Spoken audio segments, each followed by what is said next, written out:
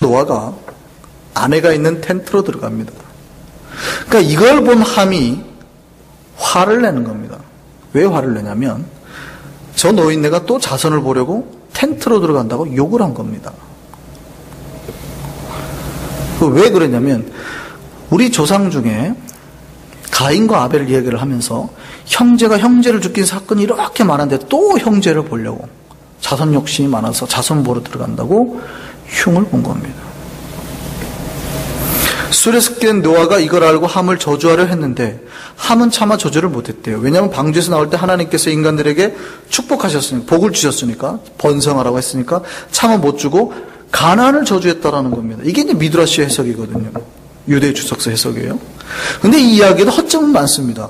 우선요, 이 시기가 이제 자손이 많아져야 될 때죠. 홍수 이후에 아무도 없으니까 자손이 막 번창해야 될 때잖아요. 그러니까 자손을 더 가진다고 해서 문제가 될 게 없거든요. 근데 불만을 삼았다는 게 이해할 수가 없고, 더더군다나 가나안을 장자로 해석하려고 하는데요. 다음에 우리가 족보를 보면 알겠지만 가나안은 넷째입니다. 장자가 아니에요. 그러니까 갑자기 가나안을 저주할 이유가 없는 거죠. 장자를 저주했으면 저주했지. 근데 여기에서 유추할 수 있는 거 하나 있죠. 뭐냐면 함이 형제들이 가서 좋은 소리 한 게 아니라고요. 그냥 아버지가 주무셔 이게 말하는 게 아니라 뒤에서 아버지 흉을 봤다고요. 저 노친네가 저렇게 하고 저렇게 보기 모양새 있게 저런다고 이랬다고요. 뭔가 좀 안 좋은 소리를 한 거예요. 자기 누구에 대해서요? 부모에 대해서. 하나님이 자기 부모를 공경하지 않는다에 대한 저주를 곳곳에 말씀하고 있죠. 레위기 20장 9절에 이렇게 되어 있습니다. 그 아버지나 어머니를 저주하는 자는 반드시 죽일지니 그가 아버지나 어머니를 저주하였은즉 그 피가 자기에게로 돌아가리라. 또 신명기에도 그렇게 되어 있습니다. 자기 부모를 경홀히 여기는 자, 함부로 홀대하는 자는 저주를 받을 것이라. 그럼 백성들은 뭐라고 그래요? 아멘 하라고 그러거든요. 또 신명기 21장에 이런 말씀이 있습니다. 어떤 사람에게 완악하고 폐역한 아들이 있는데 아버지나 어머니 말을 안 들어요. 부모가 혼낸데도 순종하지 않아요. 그러면 뭐라고 그러냐면 성문으로 끌고 와서 장로들에게 다 불러가지고 재판을 하게 합니다. 이 녀석이 우리 말을 안 듣습니다. 방탕하고 술에 잠기고 폐역해서 말을 안 듣습니다. 그럼 뭐예요? 마을 사람들이 동네 사람 전부 다 돌을 들어서 죽이라고. 그래서 악을 제하라고요. 그런데 함이 뭐 한 거예요? 저주를 한 거예요. 자기 아버지를. 비방한 거예요. 그럼 여기서 왜 가나안이 받았을까요? 제가 앞에서 말씀드렸다시피 가나안이 아마 그 사실을 가서 아버지에게나 삼촌들에게 흉보고 고했던 것 같습니다. 그래서 이런 문제가 발생한 거예요. 아휴, 길게 달려왔네요. 호흡 한번 하고요. 그러면 노아에게는 진짜로 문제가 없었을까요? 만일 노아가 진짜로 문제가 없어요. 자기 벌거벗고 자기 장막에 자는 것 자체가 문제가 없었다면 두 형제는 그냥 내버려둬 그랬을 거예요. 아버지 주무시게 내버려둬. 왜 우리한테 와서 그래? 잠잠히 있어. 그러면 되거든요. 근데 갑자기 두 형제가 아버지를 찾아갑니다. 그죠? 그리고 뒷걸음질 쳐서 아버지 하체를 덮습니다. 그러니까 그거 자체가 지금 뭔가 문제가 있다라는 뜻이에요. 그래서 급히 감춘 겁니다. 아니 아버지 장막에서 자고 있는데 주무시고 계시는데 굳이 아버지 장막을 찾아가서 그도 이렇게 가서 바로 덮은 게 아니라 뒤돌아보고 보지 않으려고 하고 가서 덮는 겁니다. 그러니까 지금 이게 뭔가 지금 문제가 있기는 있는 거예요. 그거를 찾아보려고 하는 겁니다. 유대인들에게는요, 남성의 하체에 대한 두 가지 의미가 있습니다. 하나는 굉장히 신성시했습니다. 거룩하게 했고, 하나는 좀 부정한 것으로, 이 인간을 상징하는 것으로 표현을 했습니다. 사실은 되게 똑같은 사상인데요. 유대인에게는 하체에 생명의 근원이 있었다고 봤습니다. 이거는 뭐 오늘날에도 동일하죠. 어떤 종교에나 가지고 있는 동일한 거죠. 그래서 자기가 무언가에 목숨 걸고 맹세를 할 때 그 생식기 가장 가까이 있는 환도뼈에 손을 놓고 맹세하게 합니다. 이 장면이 나오죠.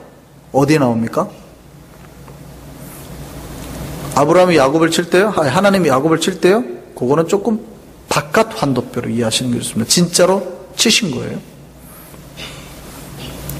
어디요? 아브라함이 자기 이삭의 그러니까 아내 며느리를 구하려고 할 때 누구를 보내요? 종 엘리에셀을 보내죠.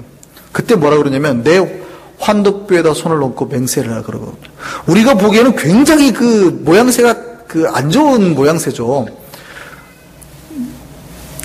그래서 그 표준세 번역은 이 환덕뼈를 다리 사이, 공동 번역은 사타구니라고 표현했거든요. 그러니까 지금 다리 사이에다 손 집어넣고 맹세를 하라는 거예요. 우리가 보기에는 되게 이상한 표현인데 고대에서는 거기에 뭐예요? 생명의 근원이 있으니 네가 맹세할 때 네 목숨 걸고 맹세하라는 거예요. 이게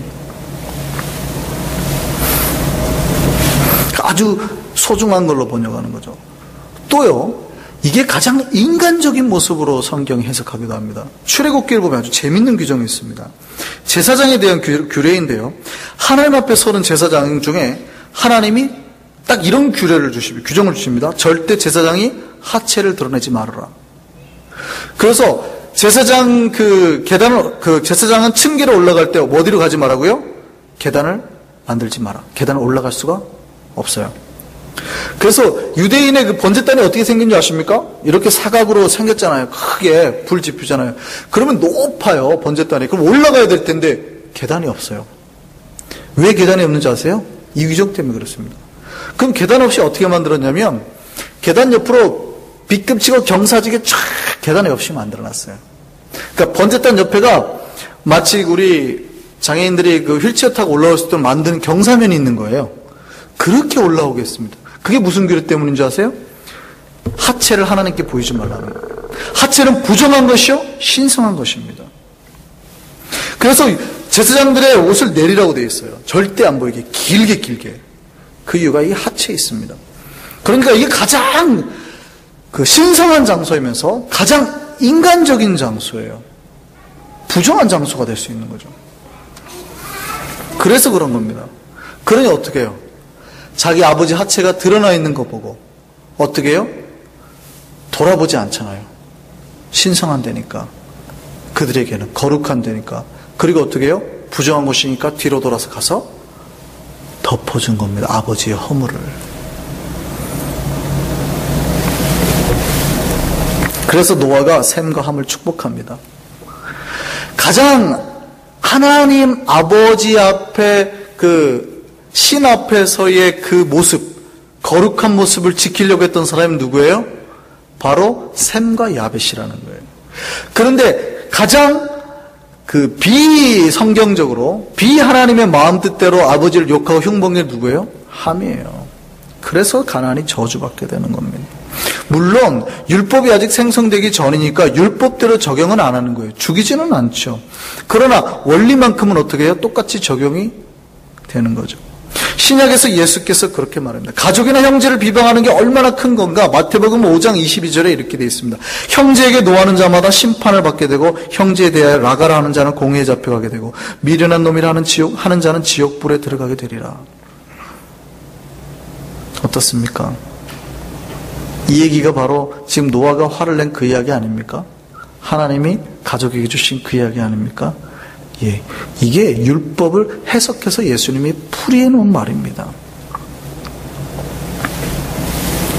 지금 여러분의 눈이 무엇을 찾고 있습니까? 은혜의 장면을 찾고 있습니까? 아니면 어쩌면 여러분 삶에 일어난 여러 가지 문제에 불평의 장면만을 찾고 있습니까? 무엇을 보고 계십니까? 저는 여러분의 눈이 은혜의 장면을 보기를 바랍니다. 또 똑같은 문제가 발생했을 때 은혜로 해석하시기를 바랍니다. 함은 뭘로 해석했어요? 불평으로 해석했어요. 그런데 셈과 야벳은요, 하나님 아버지의 뜻대로 해석을 했어요. 여러분이 하나님 아버지의 뜻대로 날마다 해석되어지는 눈을 가지시기를 바랍니다. 그러니까 그 입술을 통해서 뭐예요? 복이 나오죠. 결국 그대로 하는 자는 복을 들어요. 근데 그 불평을 바라보는 자는 뭐를 들어요? 결국 저주를 듣거든요. 내 눈으로 바라보는 대로 하나님께서 주시게 되어 있는 겁니다. 내가 이것을 가장 복되게 해석하고 아버지 뜻에 순종함으로 해석하고 나아가면 하나님께서 그대로 우리에게 갚아주시는 겁니다. 복으로 갚아줘요. 축복의 목소리만 들려요. 그런데 그거를 반대로 욕하고 저주하면 결국 뭘로 돌아와요? 저주의 말로 돌아오거든요. 우리는 하나님의 복의 통로로 날마다 복만 받으시는 주의 백성 되기를 바랍니다. 그래서 때로는 불평이 나와도요, 그리 아니하실지라도 감사를 말하시기 바랍니다. 하나님께서 때로는 그리 아니하실지라도 감사해요. 왜요? 주의 뜻을 믿기 때문이잖아요. 우리 삶에 그런 놀라운 감사의 말들이 날마다 나오기를 바랍니다. 혹시 불평하고 계시지 않습니까? 어떤 문제가 왔을 때 불평하지 마시기 바랍니다. 주님께서 우리에게 주시는 게 그거예요. 하나님 앞에서 경건한 자는 어떤 자라는 거예요? 주의 은혜의 것을 자꾸 찾는 자예요. 은혜가 몰려오는 게 아니에요. 은혜가 물론 평상시보다 많이 몰려오지만 경건하고 거룩한 자는 은혜의 것을 찾는 자입니다. 내려올 때마다 이 수많은 것들 중에서 슉슉슉 잡을 때마다 뭘 잡는 줄 아세요? 은혜의 것들만 자꾸 잡는 겁니다. 영성에 묵상하는데 왜 잡생각이나 그런 게 안 들어오겠어요? 근데 아주 뛰어난 영성가는 수많은 내려오는 생각 중에서 뭐만 잡은 줄 아세요? 슉슉슉슉 그 거룩한 것만 잡아내는 거예요. 그게 영성가입니다. 그런데 훈련이 안 돼 있는 분들은 뭐 하는 줄 아세요? 똑같이 내려오는 건지 그걸 못 잡고 이건가 하고 잡았더니 갑자기 뭐가 훅 흘러넘는 저걸 잡았더니 뭐가 물컹 뭐 이런다고요. 은혜의 눈으로 그거를 판별할 수 있는 은혜가 있길 바랍니다. 그 여러분이 바라보는 대로 하나님께서 복 주실 줄 믿습니다.